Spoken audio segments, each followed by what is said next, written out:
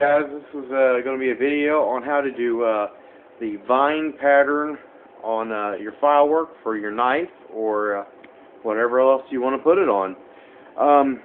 Okay, this is what it's going to look like when it's done. Basically what you do is you get your round file, and I would recommend you practice this on some wood, because you start with a knife.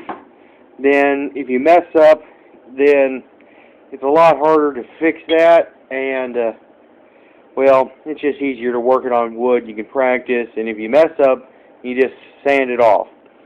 So basically what you're going to do is you're going to define your starting spot. I've already started right here, so I'm going to start all over.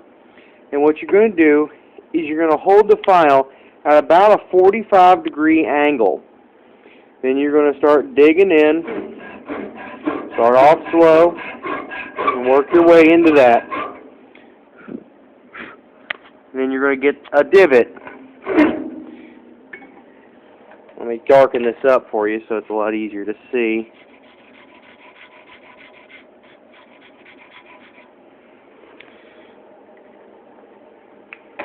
Alright, we got this divot now.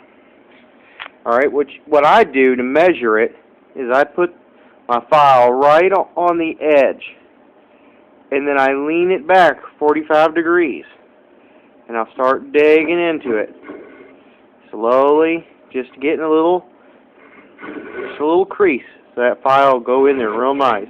And then you're going to want to file into it, and you want to go about halfway in. It's about half. Alright, and you're going to continue to do that back and forth, back and forth. Alright, once you've gotten, a nice line, or however long you want your file work done, you take your triangle file. Now, whenever you're working on your steel, you're going to want to use a lot smaller, something like a little round file like this. It's like I think this is a chainsaw file, and a little smaller triangular file. And with the triangle file, you're going to want to put it at an angle. I'll try to see this. Put it, I would say, turn on my light. You're going to want to put it right about there. Oops, sorry. There. You're going to want to hold it at about an angle like this. And you're just going to dig into it real gently, while almost keeping it flat. And see, what you're going to do is start making a tiny little thorn right there. So what you're going to do is you're going to keep doing this till you get the right size that you want. Now you can make your thorns a bit bigger or whatever, and you're going to do that on either side. So you're going to again find about yay much bigger. Start digging in at about a 45-degree angle with your file tilted. See, I made a really big thorn there. Okay? And you really don't want to get it that big. But, oh well, I don't have a cameraman. So I'm going back here because I should have made another spot to demonstrate the rounding it off. Okay, so here's what we got. Doesn't look like much, but then I take the round file and start rounding this off. And you just want to be nice and gentle and round it off. You can do this with a square file too. And you see how it's starting to round off? If I put another round spot right here,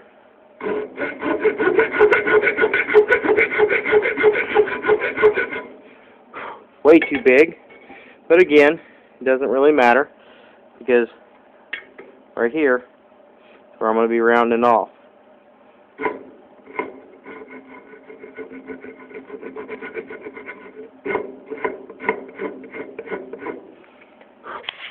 See?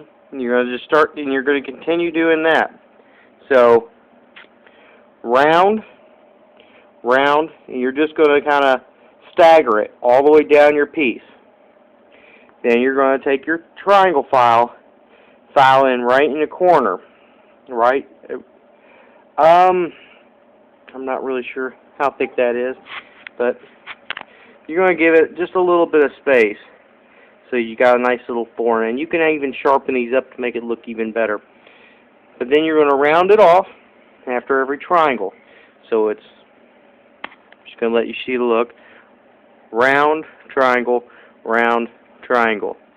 And it's exact same on the other side. Round, triangle, round, triangle. And you just round it in between.